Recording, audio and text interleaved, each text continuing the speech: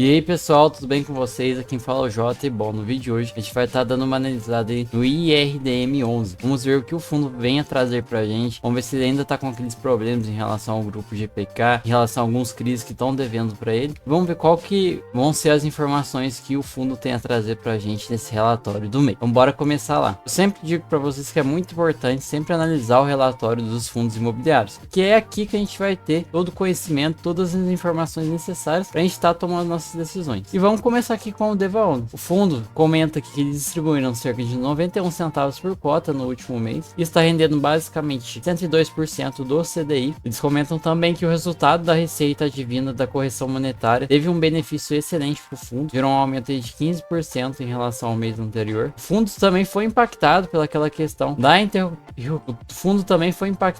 interrupção do pagamento de alguns CRIs, como por exemplo o GPK, o GVI1, o GVI2 e o Termas Resort. Porém, o fundo deixa bem claro pra gente que esses três ativos aí que não estão realizando pagamento representam 1% do PL do fundo. Então assim, não é algo que vai impactar tão negativamente o fundo que pode tirar nosso sono. Eles também comentam que o resultado desse mês foi um pouco piorado devido ao rendimento das carteiras de FIs e principalmente por causa da negociação. Para quem não sabe, o RDM é um fundo que ele busca girar muita carteira. Ele compra um fundo um fundo imobiliário ali, quando ele tem uma oportunidade, ele já vai lá e vende esse fundo e tenta gerar um lucrinho, tanto para conseguir entregar mais rendimentos para os cotistas. Porém, como a gente está passando por um momento muito complicado na nossa economia, os fundos imobiliários têm apanhado bastante, eles não estão conseguindo fazer esse giro tão grande. E isso está resultando em numa queda dos rendimentos. Você pode ver que desde abril do ano passado o rendimento vem caindo e agora para esse mês eles entregaram 91 centavos. Vamos ir analisando, né? Vamos ver qual que vai ser as medidas do fundo para ver se consegue retomar pelo menos R$1 aí nos próximos meses. Tem que analisar também se essa questão dos CRIs que estão devendo ele vão continuar afetando bastante o fundo, mas eu acho que isso aí não é dor de cabeça, a não ser que comece mais CRIs darem problema. O IRDM tá bem tranquilo. Aqui eu vou até dar uma aproximada para vocês poderem estar analisando. O fundo ele é bem diversificado. A maior posição dele é basicamente o tesouro direto que eles possuem, que é um rendimento de 177 milhões e gerando lá, então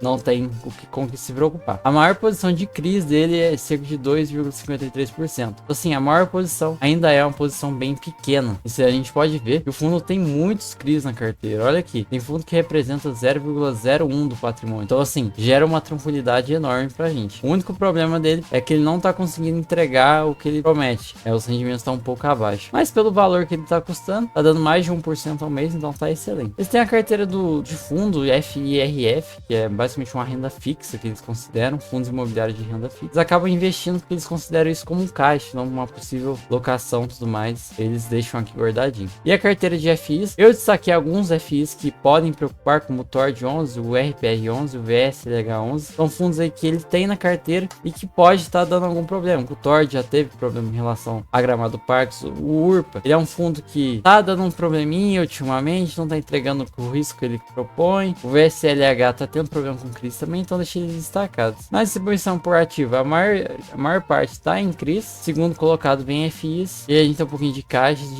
e FIs de renda fixa. As taxas, o IPCA representa a maior parte do fundo, mais de 60%, e o outro a gente está dividido em FIs, CDIs, prefixados e tudo mais. Aqui a distribuição por setor, a gente vê que o IRDM é um fundo bem distribuído, energia, logística, varejo, saúde, loteamento, então ele está bem diversificado. Aqui ele fala um pouquinho das movimentações do mês. Aqui ele comenta um pouco do cenário macroeconômico, que está sendo um pouco difícil realizar essas movimentações e que eles estão bem atentos em relação aos CRIs, porque podem surgir muitas oportunidades. E aqui ele basicamente realizou vendas no mês de alguns CRIs, realizou compras de outros CRIs, mas a maior parte foi compra. Então quando o fundo tem dinheiro, ele acaba conseguindo pegar umas taxas muito boas. União Lago Sub, PCA mais 12%, GPM mais 8%, são excelentes também. Aqui também ele comenta que ele realizou vendas. Então, o DEVA11, o RPR11, o VSLH11, ele acabou vendendo. Obviamente, com prejuízo, que o preço médio deles estão bem alto, mas tudo certinho. É bom que a gente vê que a gestão tá preocupada e tá se livrando desses fundos imobiliários que trazem mais dor de cabeça. E aqui são os eventos adicionais, né?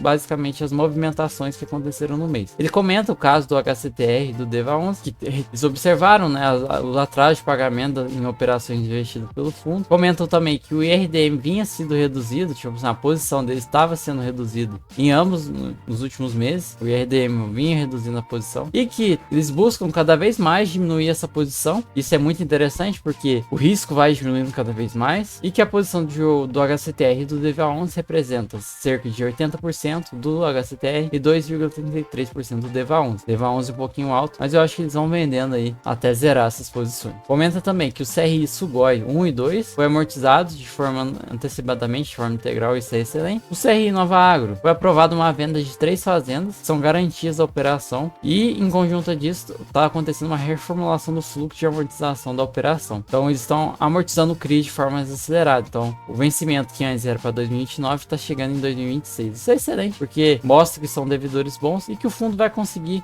recuperar o dinheiro que foi emprestado mais rapidamente. Obviamente perde um pouquinho nos juros, mas isso é bom porque passa por menos dor de cabeça e mostra que os CRIs que o RDM11 está investindo são empresas capacitadas, sem capacidade de pagar sua dívida antes do vencimento. Isso é muito bom. E aqui ele comenta um pouquinho do GPK, do Terminus e do GVI. Ele comenta que todas as operações relacionadas ao grupo GPK ficaram inadimplentes durante o mês de março. As operações estão passando por assembleia para que se decidir quais decisões serão tomadas sobre uma eventual renegociação ou seguir com o processo de execuções da garantia. Então, nenhuma decisão até o momento foi tomada, eles estão observando, vendo como é que vai ser. Essas empresas não pagaram o mês de março. Mês de abril a gente espera que eles paguem, né? Mas vamos ver o próximo relatório, vamos esperar aí como é que vai sair. E é isso, nenhuma decisão. Por enquanto também não vão executar garantias. O que resta pra gente é esperar.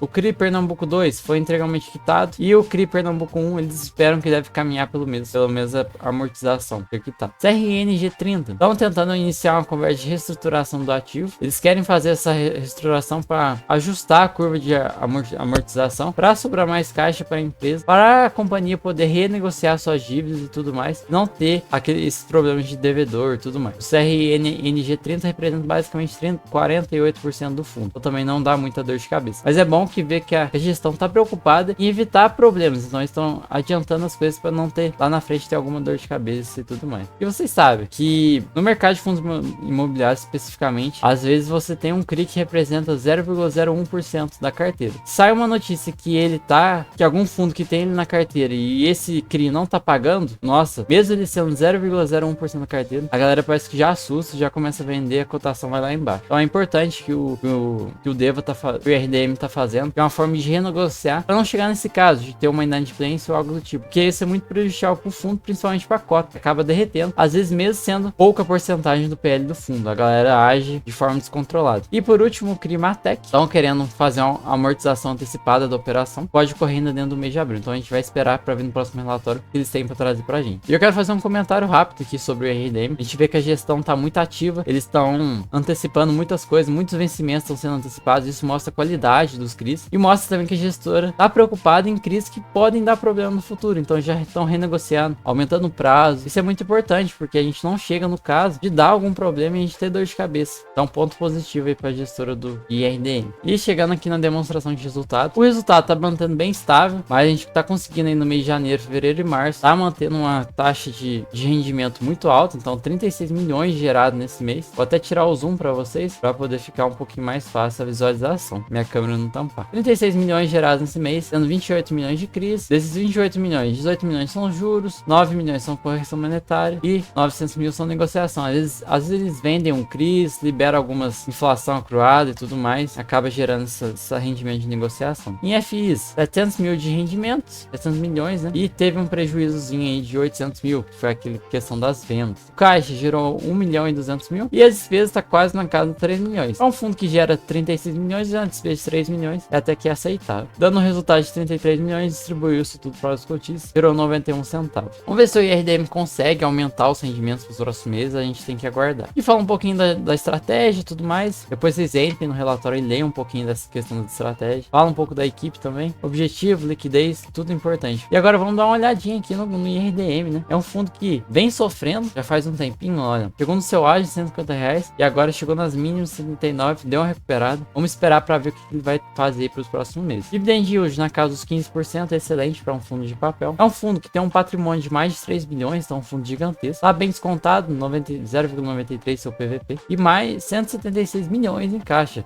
Então assim, eu acho que o IRDM tem uma oportunidade de estar movimentando, fazendo operações muito boas aí. Vamos ver o que a gestão tem nos próximos meses. liquidez. Caixa eles têm, nem precisa emitir, tem quase 200 milhões de caixa. Liquidez média diária de 6 milhões, quase 7 milhões. Então, liquidez muito boa. Quase 300 mil cotistas, número excelente. No mês de março, no mês de abril, pagou cerca de 91 centavos. E eu acho que para esse mês agora deve manter nessa casinha de 91, 92 centavos. Vamos aguardar. E comentários finais em relação ao IRDM. É um fundo muito bom. Teve aqueles probleminhas com crise, mas vocês veem que ele é bem diversificado. Então, teve menos de 1% da carteira afetado. Então, isso traz tranquilidade. A gente vê que a gestora tá procurando resolver problemas antes deles acontecerem. Isso também é ponto positivo para ele. E tem uma movimentação. Eles compram e vendem crises mensalmente. Estão vendo que eles estão se livrando dos fundos imobiliários que dão problema, como o Deva, Tor, o VSLH11. Então, traz mais tranquilidade pra gente. Então, assim, é uma gestora que, analisando por cima o relatório inicial, é muito boa. E é um fundo que, por mais que vem sofrendo com a desvalorização nos últimos anos, talvez se ele consiga aumentar esse rendimento aí para R$1, a cota venha subir. Então, eu acho que